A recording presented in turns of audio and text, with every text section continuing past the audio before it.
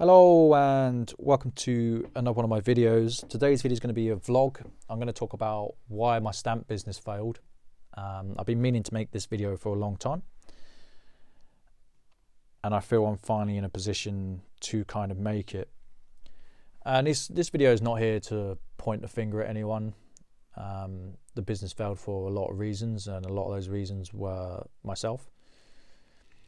So yeah, for those of you who have bought a package from me, or in some cases received a delivery from me via one of my competitions, you'll notice that there's a lot of postage on it. And when I started as a dealer, I needed that postage. So I was buying discount postage from various suppliers in the UK. I was getting it between 20 to 30% off. And it's not really enough to turn it into a business. You know, you can play the long game, you can buy first, second, E-class, etc. And they're going to go up every year, and I guess in time, you know, you're going to do okay. It's not a bad investment, to be honest, especially if you're buying at a discount. But when I was out traveling, so I went traveling, and I ended up going into business with my girlfriend at the time. You know, and it just went to shit. You know, it was awful. And there's many reasons why the business failed. You know, like I said, I hold my hands up. It's not to point fingers, but I feel like this will be a valuable video for the people who watch. And plus, people have asked me how I got into stamps. So I was buying this to help with the business, and the stamps were the difference between breaking even and actually making a bit of money my end. So I was buying it in at a discount, like I said, and I was making it was mainly a token amount on the postage. But I got to a point where I was moving, you know, £10,000 a year. I was paying £10,000 a year in postage costs, which is a lot of money. You know, I was trading a lot of coins. I still trade a lot of coins, but I'm kind of like just doing what I need to gear me for the next part of my journey. But yeah, I end up, whilst traveling, I was going to a lot of coin dealers to set up connections, because I've always been an internationally minded individual. My degrees were in international business management, strategy, etc. And I walked out of a dealer's, and he said, "I've got some discount postage. Do you use it?" And I was like, "Yeah, I use tons of it." And he said to me, "I could do it at 50%. And I'm thinking, I left that dealership, and the first thing I did was I spoke to my former business partner. And I said, yeah, you know, I want to borrow 20k. You know, I think we should do this. So we sat in the car and we worked out the terms. I said, let's do it 50-50. You know, we'll build it up. We had a great name. We had a great email. So the business was called Lady in the Stamp. And the email was brilliant. The email was lick me at Lady in the Stamp, which it's kind of provocative, but it's brilliant because you're going to remember that. You know, there's so many stamp dealers out there, and they've got these generic stamp emails. Lick me at Lady and Stamp. You're not going to forget that in a hurry. And we got back. She lent me the money. I didn't have the buy-in, and that's where it all started to go wrong. Really, we had a business that she funded, and obviously she wanted to take her money back, what I owed her, which was about, I think it was about £12,000. It wasn't a small amount. And you got to bear in mind, it's not like now where I can find £12,000. It's a bit of a stretch, but it's okay. You know, I deal in a business that, you know, I can move £45,000 a month, £50,000 a month. You know, I think I averaged 45k a month for 12 months. It was about 560 in terms of turnover between stamps and coins and whatnot. So essentially, let's break down how the stamp market works. So this is a great example. I've just bought these in. I don't mind sharing now because my supplier is going to retire. I was only really using one supplier towards the end. I didn't have the heart to carry on the stamp business as an individual, because I'd rather just use the stamps. I had a few legacy customers that we had, and I sold to them, but it wasn't really a serious business for me as soon as I got out of that limited company. So in terms of the stamps, you've got 3 types of stamps. Stamp dealers I don't typically deal with this type of thing. I would just get these in. They come in bundles. So for example, I'd receive something like this. So I'd get an email from my supplier who's soon to be retiring, and he'd say, I've got 5,000 face, do you want it?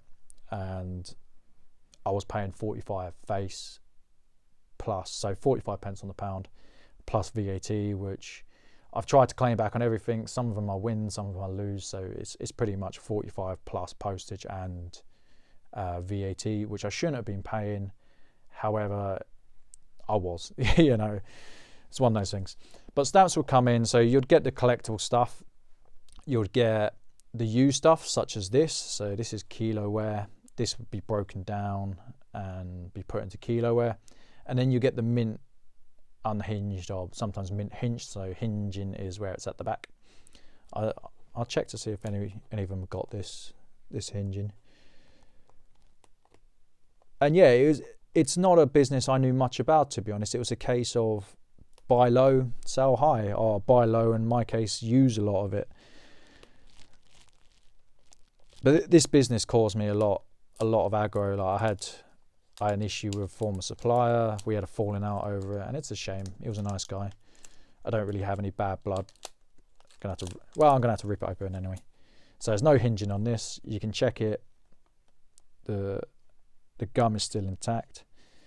So yeah, we were buying this in, and the dealers would usually pre-break it down. These are the stamps you'd want. So anything first, second, E, they go up every year. So you're kind of winning. All you do is use these stamps first, or you sell these stamps, and then you'd get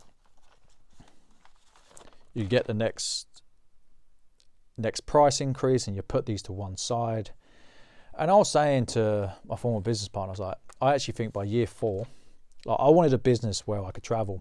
I wanted a business where I could go all over the world and I could justify it via doing business.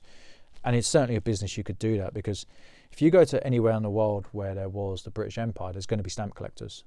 That just is what it is. I don't want to get into the whole empire stuff. You know, I'm quite apolitical. And every time I try to strategize, I felt like it just wasn't going anywhere. I was getting hit with resistance all the time. Maybe rightly or wrongly. Sometimes I can be a bit gung-ho. And we just argue from the start. Like my former business partner, she works in London. She gets paid pretty well. You know, she's got a house, very driven.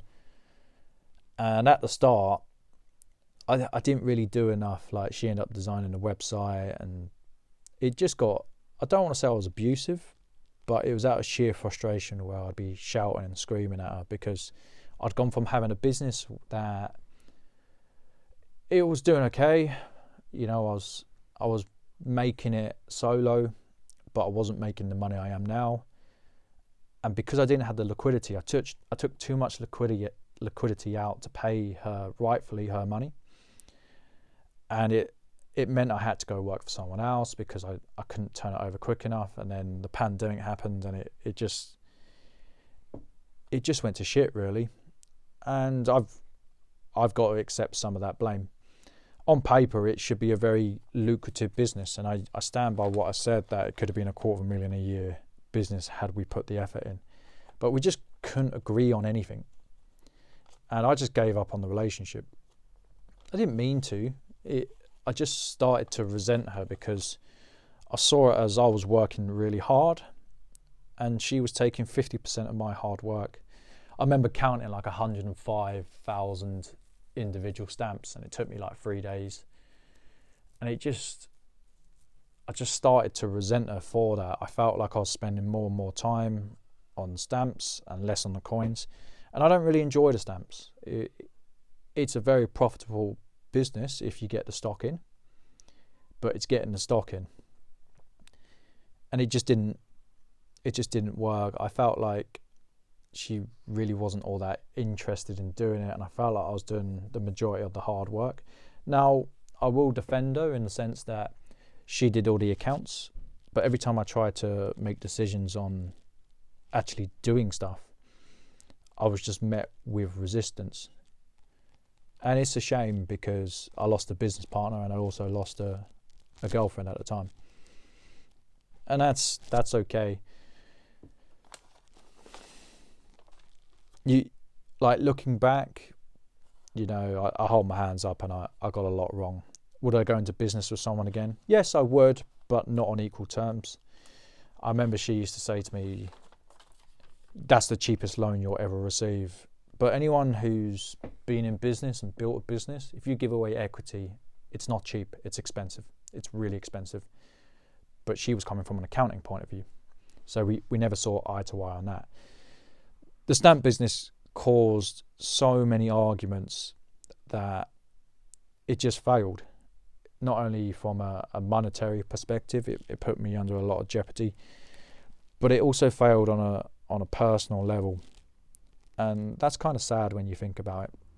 You know, I still speak to this lady, lovely woman, but it was just wrong to kind of go into business with her. It just didn't work because I wanted to control it, not in the sense that I wanted 100% control over everything, but I felt like my skill set and from my business background, I could really drive the business forward. And it genuinely didn't work that way. So this is a lovely collection. For those of you who trade a bit, who buy and sell a bit, this stuff here will help you, because if you're getting it at a discount, you're already making a small amount of money. Now, I never used to buy it to make money on postage. I used to buy it to cover my downside in case the spot price dropped. And it actually worked. It worked really, really well.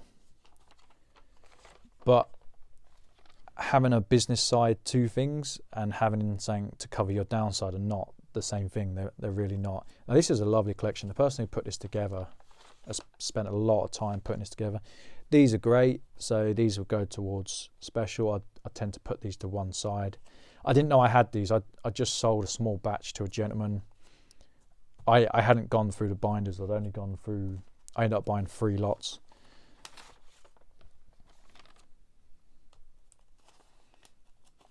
But you know someone's really taken the time. You'd be after these. So every year postage goes up. It's just a fact of life. It just goes up every year. And getting this stuff in, it's kind of a shame because the smaller you go, the harder it is to sell. So I'd be bundling it up to like a first class stamp and selling it that way. So I think it's 86 pence a stamp. And I'd just find 3 or 4 stamps and I'd put together bundles of say 100 or 500 and sell it that way.